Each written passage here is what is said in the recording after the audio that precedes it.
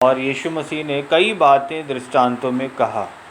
तो हम इस भाग को हम पढ़ लेंगे। पहले हम 13 पद से 13 अध्याय का पहले पद से हम 8 पद तक पढ़ेंगे। और जहाँ पर लिखा है, सबको मिल गया? यहाँ लिखा है, उसी दिन यीशु घर से निकलकर झील के किनारे जा बैठा और उसके पास ऐसी बड़ी भीड़ इकट्ठी हुई कि वो नाव पर चढ़ गया और सारी भीड़ किनारे पर खड़ी रही। और उसने उनसे दृष्टांतों में बहुत सी बातें कहीं। एक बोने वाला बीज बोने निकला। बोते समय कुछ बीज मार्ग के किनारे गिरे और पक्षियों ने आकर उन्हें चुग लिया।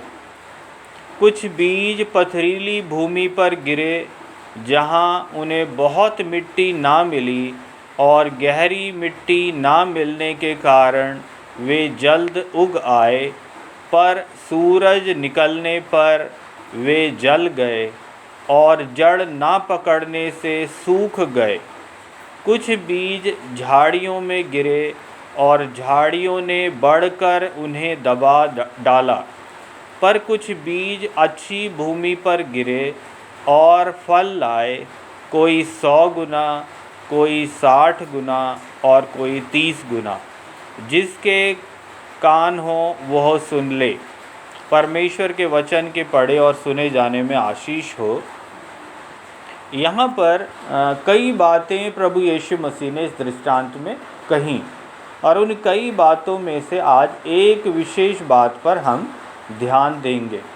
और वो जो विशेष बात है वो है कि 4 प्रकार की भूमि, 4 प्रकार का वो स्थान जहाँ पर बीज जो बोने वाले ने जो बीज डाला वो पड़ा। 4 स्थान हम उस विषय पर आज देखेंगे। और अगर हम देखें तो ये 4 प्रकार की जो भूमि है तो वो क्या है? पहला जो स्थान है, मार्ग के किनारे एक स्थान है जहाँ पर वो बीज पड़े। दूसरा जो है पथरीली भूमि। अगर हम देखें तो 5वें पद में पथरीली भूमि, और पथरीली भूमि, और चौथे पद में जो था वो मार्ग के किनारे। फिर अगला जो स्थान है वो है झाड़ियों में, है ना। एक ऐसा स्थान जहाँ पर बीज पड़े वो क्या है? झाड़ियों में। 7वां पद में हम पढ़ते हैं। और चौथा स्थान जो है वो अच्छी भूमि। तो 4 स्थान को हम देखते हैं, है ना। और अगर हम चौथे पद को देखें तो क्या लिखा है? बोते समय कुछ बीज मार्ग के किनारे गिरे और पक्षियों ने आकर उन्हें चुग लिया। तो मार्ग के किनारे का मतलब ये है कि वो स्थान बहुत पक्का हो जाता है ना। गाड़ियाँ चलती हैं उसमें, लोग चलते हैं, तो वो कैसा हो जाता है? बहुत सख्त हो जाता है ना, चलते चलते। तो वो जो बीज उसमें पड़ता है तो वो ज़मीन के अंदर नहीं जाता, तो वो उगता नहीं है। और फिर क्या ऊपर ही रहेगा, तो चिड़िया आएगी चुगते चुगते और पक्षी आकर उस बीज को चुग ले जाता, तो उसमें कोई फल नहीं लगता। तो यहाँ पर अगर हम देखें तो ये एक ऐसा, ये जो 4 प्रकार की भूमि है ये मनुष्य के हृदयों को बताता है। मनुष्य का हृदय कैसा? तो 4 प्रकार का है ना। तो पहला किस प्रकार का है? सख्त हृदय, है ना। और वो सख्त क्यों हो गया? दुनिया की परेशानी है, उलझने हैं, टेंशन है, चिंताएं हैं, है ना। और इस वजह से वो जो मनुष्य का हृदय सख्त हो गया, बहुत उथल पुथल है मन में। तो कभी भी अगर वचन सुनाया जाता है तो क्या होता? उनका मन, है ना, वचन सुनने में नहीं लेकिन उन्हीं अपनी टेंशन में लगा रहता है। तो जो भी बताया जाता है वो उन्हें कुछ समझ में नहीं आता, है ना, और उसी अपनी चिंताओं में वो लगे रहते हैं। तो जो वचन बोया गया तो फिर क्या होता है? शैतान उस वचन को उनके जीवन से आकर ले जा लेता है ना। तो ये वो स्थान है जो बहुत सख्त है। अगर हम इसका अर्थ देखें तो 13 अध्याय का 19वां पद में प्रभु यीशु मसीह ने इस दृष्टांत का अर्थ भी बताया। 19वां पद, और क्या लिखा है? जो कोई राज्य का वचन सुनकर नहीं समझता, उसके मन में जो कुछ बोया गया था उसे वो दुष्ट आकर छीन ले जाता है। ये वही है जो मार्ग के किनारे बोया गया था। तो मार्ग के किनारे का मतलब वो ऐसा हृदय है जो अपनी ही उलझन में, टेंशन में रहता है, चिंता में रहता है, और वो ध्यान से परमेश्वर का वचन समझ नहीं पाता। दूसरी प्रकार की जो भूमि है वो हम पढ़ते हैं 13 अध्याय के 5 पद में, और क्या लिखा है? कुछ बीज पथरीली भूमि पर गिरे और उन्हें बहुत मिट्टी ना मिली, और गहरी मिट्टी ना मिलने के कारण वे जल्द उग आए। तो दूसरा जो स्थान क्या है? पथरीली भूमि। और पथरीली भूमि में बहुत पत्थर होगा, कंकड़ होगा, है ना, मिट्टी कम होगी, और मिट्टी कम होगी तो बीज उसमें जल्दी से उग तो जाएगा, लेकिन वो आगे फिर पनप बढ़ नहीं पाएगा, है ना। तो पथरीली भूमि किस बात को दर्शाता है? वो बताता है कि जीवन में यदि कोई गुप्त पाप है ना, तो अड़चन है, रुकावट है, पत्थर के जैसे। और फिर क्या है? मन की अभिलाषाएं, है ना, पथरीली भूमि को बताता है। और स्वार्थ की भावना या हीन भावना अगर मन में है, और ऐसा व्यक्ति जब वचन सुनता है तो फिर क्या है? वो चीज़ें जो उसके जीवन में पहले से हैं वो रुकावट उत्पन्न करती, और वो वचन उनके मन हृदय में नहीं प्रवेश करता। और फिर क्या होता है? थोड़ी देर उन्हें अच्छा तो लगता है, लेकिन वो आगे नहीं बढ़ पाता, है ना, और उससे कोई वचन का फल नहीं मिल पाता। और फिर क्या लिखा है इसमें? अगर हम 6 पद में देखें तो ऐसी जगह में जो पौधा उगता है, क्या लिखा है? पर सूरज निकलने पर वे जल गए और जड़ ना पकड़ने के कारण सूख गए। तो इसका मतलब वो पौधा उग तो जाता है, लेकिन वो जड़ पकड़ता नहीं है, और सूरज की गर्मी से, क्योंकि पत्थर ज़्यादा थे, तो वो सूख जाता है, जल जाता है, मुरझा जाता है ना। तो ऐसा हृदय जिसमें गुप्त पाप है, या मन की अभिलाषा है, या स्वार्थ की भावना है, या हीन भावना है, वो पथरीली भूमि को दर्शाता है। और इसका अर्थ प्रभु यीशु मसीह ने, हम देखते 13 अध्याय के 21वें पद में बताया है कि इसका अर्थ क्या है। और क्या लिखा है? पर अपने में जड़ ना रखने के कारण वो थोड़े ही दिन का है ना। अगर हम 20 से पढ़ें तो क्या लिखा है? और जो पथरीली भूमि पर बोया गया वो ये वो है जो वचन सुनकर तुरंत आनंद के साथ मान लेता है ना, मान लेता है एकदम तुरंत, और मिट्टी कम है वहाँ पर, है ना। पर अपने मन में जड़ ना रखने के कारण वो थोड़े ही दिन का है, और जब वचन के कारण क्लेश या उपद्रव होता है तो तुरंत ठोकर खाता है। तो जब प्रभु यीशु मसीह के नाम के कारण सताव आता है, परेशानी आती हैं, है ना, मुसीबतें आती हैं, तो ऐसा व्यक्ति क्या करता है? ये घूम जाता, वापस चला जाता है ना। क्यों? क्योंकि वो वचन उसके जीवन में जड़ नहीं पकड़ा, है ना। तो यहाँ पर हम देखते हैं कि हमारा जीवन पथरीली भूमि के जैसा नहीं होना चाहिए, मार्ग के किनारे के जैसा जीवन नहीं होना चाहिए। और आगे एक और जो वचन हम देखते हैं, जो तीसरी प्रकार की भूमि, तो 7वां पद 13 अध्याय का 7वां पद में हमें मिलता है। और क्या लिखा है? कुछ बीज झाड़ियों में गिरे और झाड़ियों ने बढ़कर उन्हें दबा डाला। तो एक स्थान क्या है? झाड़ियों का स्थान है, और झाड़ियों के नीचे अगर बीज जाता है तो वो बीज, है ना, पौधा तो उग आता है ना, फसल तो उग आता है, लेकिन क्या है? झाड़ी उसको बढ़ने का स्थान नहीं देती, और झाड़ी की छाया से उनको धूप भी नहीं मिलता, है ना। और फिर क्या होता है कि वो बढ़ नहीं पाता। तो झाड़ियों में गिरा जो भूमि है, झाड़ियों के पास का या झाड़ियों के नीचे की जो भूमि है, वो एक ऐसे हृदय को दर्शाता है ना, जो व्यक्ति पैसे के पीछे भागता है या जमाने के साथ साथ चलने की कोशिश करता है ना। और ऐसा व्यक्ति, उसके जीवन में परमेश्वर का वचन काम नहीं कर पाता। और इसका अर्थ प्रभु यीशु मसीह मत्ती 13 अध्याय के 22वें पद में बताते हैं। क्या लिखा है?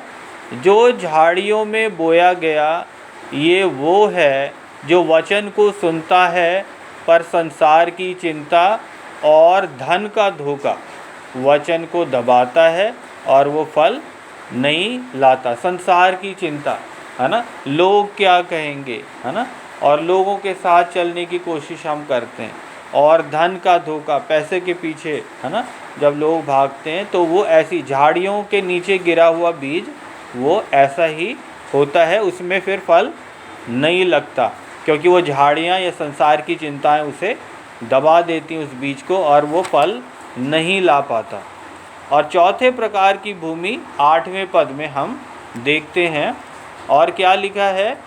पर कुछ बीज अच्छी भूमि पर गिरे और फल लाए, कोई 100 गुना, कोई 60 गुना और कोई 30 गुना।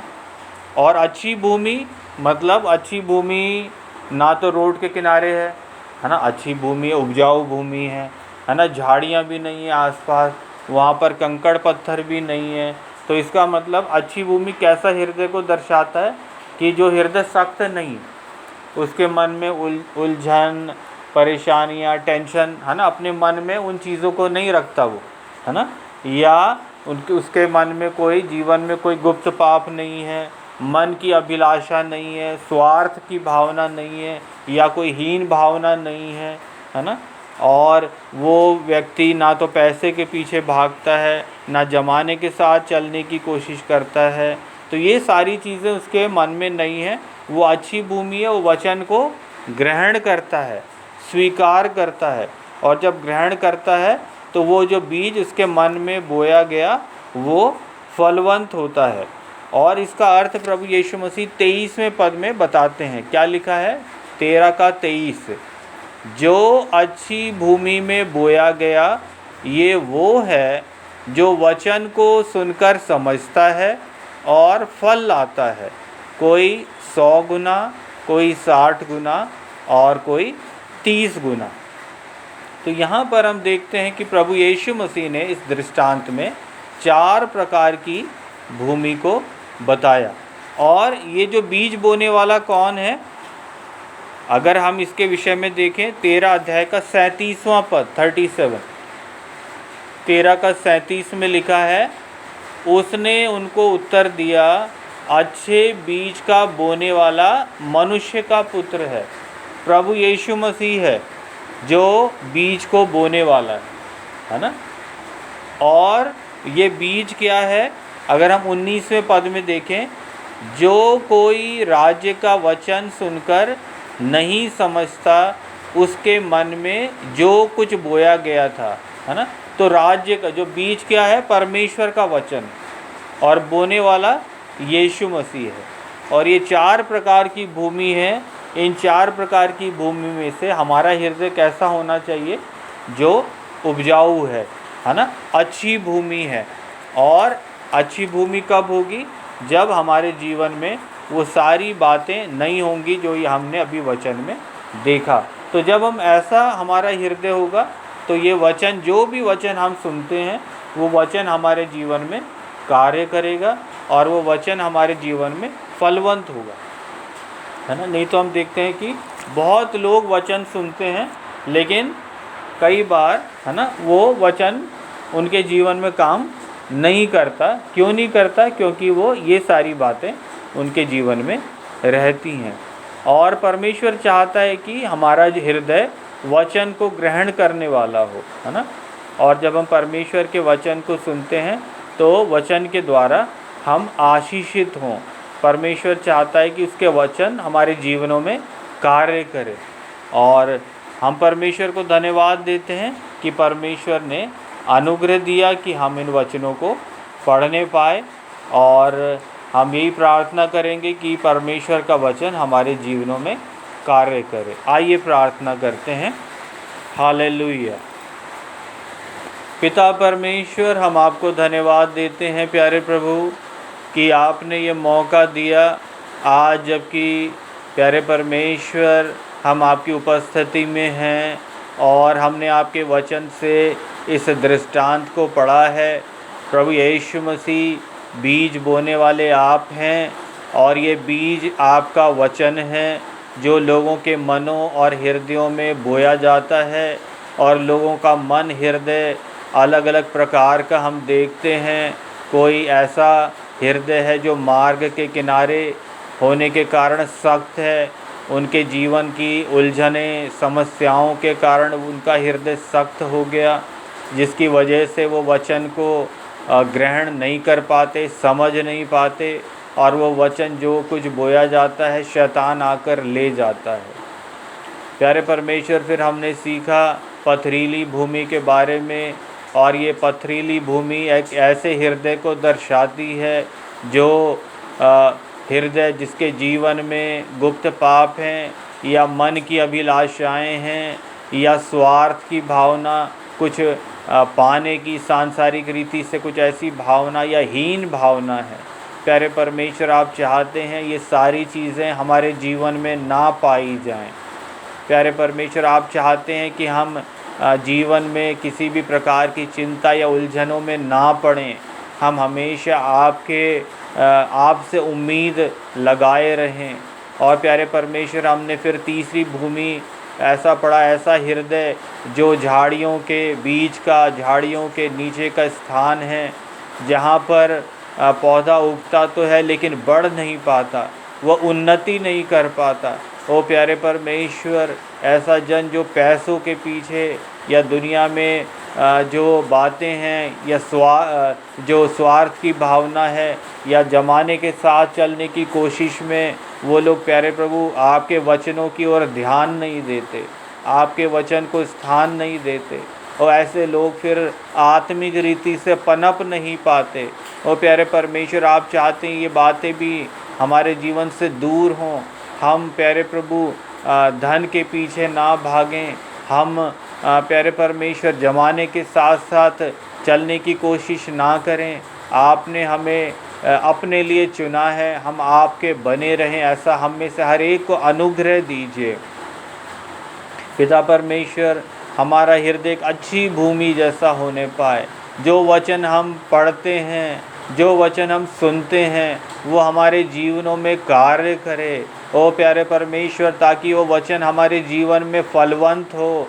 ओ प्यारे परमेश्वर, वो वचन हमारे जीवन में कई गुना फल लाने पाए, कोई 100 गुना, कोई 60 गुना, कोई 30 गुना।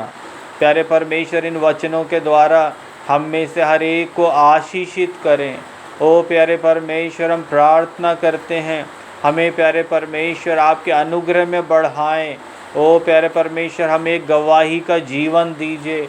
हमारे गवाही को, हमारे जीवन को देखकर कई लोग आपके राज्य में आने पाएँ। आप दया करें प्यारे प्रभु, हम प्रार्थना करते हैं।